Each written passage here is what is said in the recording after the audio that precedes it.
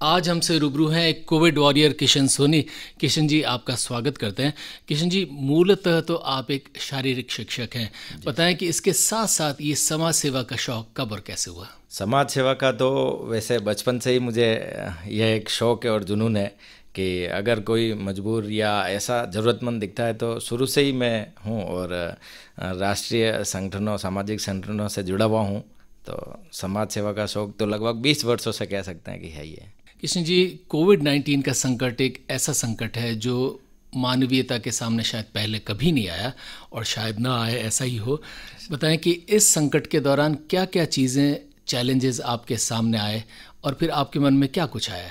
जब ये कोरोना का अप्रैल 2020 में प्रवेश उदयपुर में हुआ था और जब संभाग की पहली मृत्यु कोरोना से निम्बाड़ा के मनीष जी सोनी की उदयपुर में हुई थी, तब मैंने देखा कि मनीष जी सोनी जिनकी मृत्यु हो चुकी है उसी हॉस्पिटल में उनकी पत्नी भी भर्ती है, उनकी बेटी भी भर्ती है, लेकिन एक दूसरे को देख भी नहीं पा रहे हैं। बेटी कह रही है कि मुझे पिताजी के अंतिम दर्शन करने हैं, पत्नी वेंटिलेटर पे है। तो ये स्थिति देखी और मन तक बहुत दिमाग को झकझोर गई। और उस रात्रि को मेडिकल जूरिस्ट सुमन सर और इन सबसे बात होने के बाद परिवार की अनुपस्थिति में यहाँ उदयपुर में गैस सौदागृह पर उनका अंतिम संस्कार कोरोना गाइडलाइन से कराया था। तब मन में मेरे ये एक उस समय से ही मैंने ठान लिया कि ऐसा अगर कोई प्रकरण आया तो मैं उसमें रूबरू होकर सहयोग कराऊंगा। किशन जी, कोविड-19 के साथ संकट ये है कि ये माना जाता है कि वायरस एक व्यक्ति से दूसरे व्यक्ति तक बहुत आसानी से पहुंच सकता है और ख़ास तौर पर जब सामने वाला व्यक्ति कोविड पॉजिटिव है, चाहे वो जीवित है या मृत, तो ये संक्रमण की संभावनाएं बढ़ जाती है। ऐसे में ख़तरे भी ज़्यादा होते हैं। तो बताएं कि जब आपने पहली बार ये दाह संस्कार का फैसला लिया तो आपके मन में ये भय नहीं था कि आप खुद भी कोविड-19 पॉजिटिव हो सकते हैं? वैसे न्यूज़ चैनलों और समाचार के माध्यम से यह दिमाग में तो था कि यह हमको भी हो सकता है, लेकिन मन और मस्तिष्क को मैंने शुरू से ही मजबूती से ये कर रखा था कि जो भी होगा उसको निपटेंगे। तो इसके लिए जो कोरोना गाइडलाइन थी उन सभी नियमों का पालन मैंने किया था और विशेष रूप से मैंने न्यूज़ चैनल और अखबार देखना ये बिल्कुल बंद ही कर दिया था। तो वो एक पॉजिटिविटी ये थी कि कोई भी ऐसी ज़्यादा नेगेटिव खबर होती तो वो दिमाग तक नहीं आ पाती। जैसे एक न्यूज़ चैनल के माध्यम से पता चलता है कि ऐसे ऐसे फैलता है, तो वो हम तक न्यूज़ में ही नहीं है, तो थोड़ा सा अपन टेंशन से मुक्त थे। किशन जी, जब आपने पहली बार पिछले वर्ष 2020 अप्रैल में एक व्यक्ति जो कोविड पॉजिटिव थे और दुर्भाग्य से उनका निधन हो गया और आपने उनका दाह संस्कार करने का निर्णय लिया, उसके बाद से सिलसिला चलता रहा। बताएं कि अब तक कितने व्यक्तियों के दाह संस्कार आपने परोक्ष या अपरोक्ष रूप से किए होंगे? जी, पूरे वर्ष अप्रैल 2020 से अभी तक लगभग 70 अपन ने अंतिम संस्कार कोविड मृतकों के यहाँ कर चुके हैं। और वो 70 ऐसे थे जिनके या तो परिवारजन कोई उपस्थित नहीं रह पाए या परिवारजन हॉस्पिटल में एडमिट है या सभी पॉजिटिव है। तो ऐसे 70 मृतकों का अंतिम संस्कार अपने द्वारा हुआ। ये बताएं कि ये अनुभव कैसा होता है कि जो व्यक्ति जिसका दाह संस्कार हो रहा है उसका कोई भी रिश्तेदार, कोई भी परिचित नहीं है। कैसे ये इस लम्हे को आप जीते हैं और कैसे उसको झेलते हैं? यह वास्तव में जीवन का अविस्मरणीय भूला नहीं जाने वाला पल रहता है। और मेरे लिए तो विशेषकर रही है कि जीवन में मैंने कभी कोई अंतिम संस्कार नहीं कराए थे, लेकिन इस एक साल में अंतिम संस्कार की सारी प्रक्रिया कैसे कैसे क्या किया जाता है, सारी ये ईश्वर ने सिखा दी है।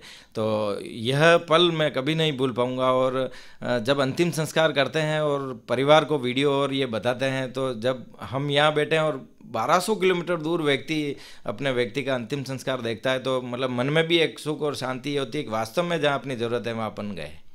कभी ऐसे भी अनुभव हुए कि किसी व्यक्ति का आपने अंतिम संस्कार किया हो और दुर्भाग्य से उनके घर के लोग, परिचित, संबंधी उस वक्त तो मौजूद नहीं हो, लेकिन बाद में किसी दूसरे ढंग से आपका आभार व्यक्त करने आए हो? जी, ऐसे तो लगभग सभी प्रकरणों में ऐसा हुआ है कि परिवारजन उपस्थित अगर नहीं हो पाए तो मुझे आभार भी व्यक्त किया। और इसके अलावा एक आर्थिक रूप से मुझे संबल दिया कि आप कहीं कोई आपको जहाँ अगर कोई मजबूर व्यक्ति दिखे तो वहाँ सहयोग करना। आप अशोकनगर जाते हो तो वहाँ घी की व्यवस्था, राल की व्यवस्था, कपूर की व्यवस्था, ऐसे इनके परिवारों से मुझे काफ़ी ऐसे फ़ोन आए थे जो सहयोग के लिए बोला था उन्होंने।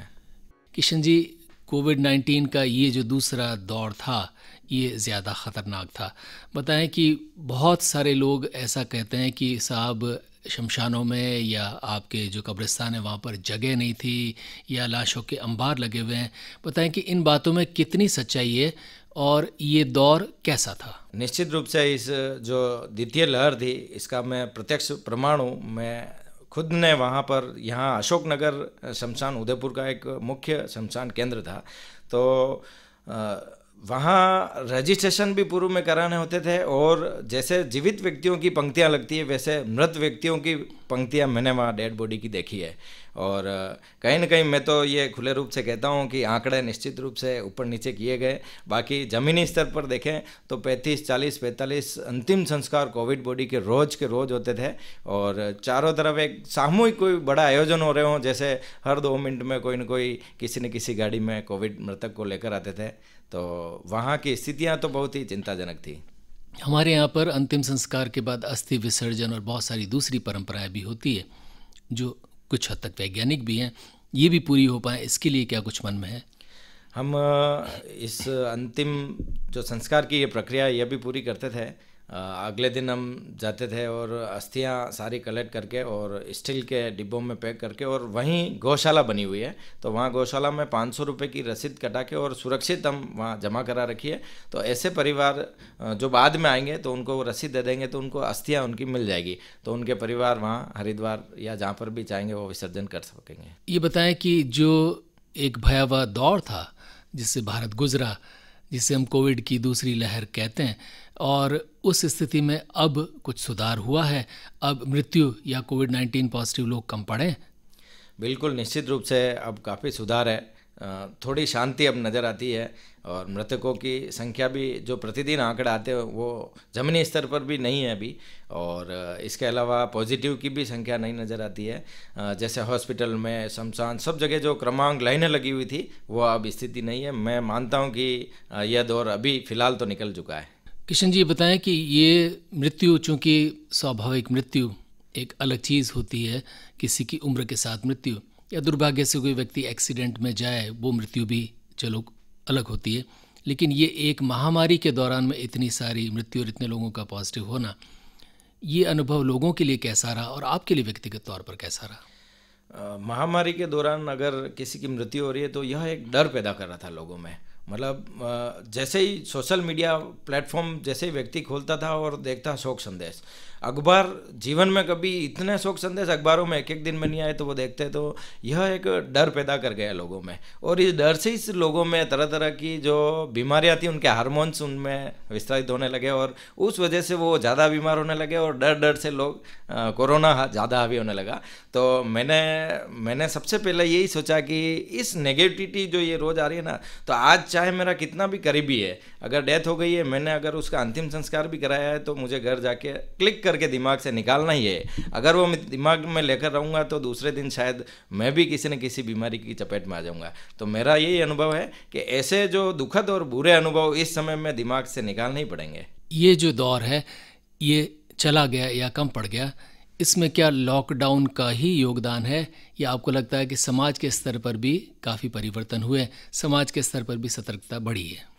जिसमें लॉकडाउन का तो अपन कह ही सकते हैं, निश्चित रूप से पूरा विश्व इस लॉकडाउन के स्तर पर ही इसको कंट्रोलिंग कर रहा है, तो लॉकडाउन तो सबसे बड़ा योगदान है। और इसके अतिरिक्त जो गाइडलाइंस आती है उसमें जैसे दूरी बनाना, मास्क और ये सब, तो इनका पालन भी है ही है, तो इन सभी के कारण से यह कम हुआ है। किशन सोनी जी, अपनी नौकरी और उसके साथ साथ ये कार्य, समाज सेवा का कार्य, इन दोनों का संगम कैसे बिठा पाते हैं? जी, जैसे अभी मेरा कोविड में उदयपुर गिरवा में मेरी पोस्टिंग है, कालारोई में, तो एसडीएम साहब के ऑर्डर से मेरी ड्यूटी कोविड में ऑलरेडी लगी हुई थी, निगरानी में। जो पॉजिटिव हैं उनके घर पर जाना, उनकी निगरानी करना और उनकी सार संभाल करना, तो ऐसी पूरी ड्यूटी मेरी लगी हुई। मैं वो पूरी ड्यूटी करने के पश्चात, जो अपना कार्य था वो सारा करने के पश्चात, मेरे मन में, क्योंकि मन में निश्चय कर रखा था कि मुझे अन्य काम सामाजिक करना ही है, तो चाहे दिन हो या रात में निकल जाता और काम करता था। मन की एक इच्छा शक्ति थी मेरी, इसलिए। थोड़ा सा ये बताएं कि आपके मन में, चलिए आप समाचार और इनसे दूर रहे तो भय नहीं रहा, लेकिन एक भय और होता है कि आप कोविड पॉजिटिव हो गए तो आप स्वयं कितने प्रभावित होते हैं, कितने बीमार होते हैं, वो एक अलग मुद्दा है। लेकिन आपकी वजह से कोई आपका परिवारजन कोविड-19 पॉजिटिव ना हो जाए, ये भय भी कहीं था आपके मन में या नहीं रहा? ये प्रश्न आपने वास्तव में बहुत ही दमदार पूछा है। मतलब मुझे, मेरी चिंता 1% भी मुझे नहीं थी, लेकिन कहीं ना कहीं मुझे मेरे जो रिश्तेदार थे वो कहते थे कि ध्यान रखना, ध्यान रखना, ध्यान रखना। तो मैं जब उनको जवाब देता तो वो कहते परिवार का। तो वहाँ थोड़ा सा मुझे लगता था कि कहीं ना कहीं मेरी वजह से, या मैं जो इस तरह से खुले रूप से कार्य कर रहा हूँ, तो मेरे जो छोटे बच्चे हैं, माताजी घर पर है, पत्नी है, तो उनको कोविड ना हो जाए। और जो स्थितियाँ अपन लोगों में देख रहे हैं असहनीय है, तो जब परिवार के लोगों में भी होगी तो थोड़ा सा टेंशन और भय तो वहाँ होती थी, लेकिन फिर भी मैंने ये काम मजबूती से किया सर। किशन जी, हमारा जो अंतिम समय है, ये अंतिम संस्कार है, ये जहाँ भी जिस धर्म समाज के स्तर पर हो, ये दुखद पल तो होते हैं, लेकिन कुछ वहाँ पर भी व्यवस्थाओं की ज़रूरत पड़ती होगी।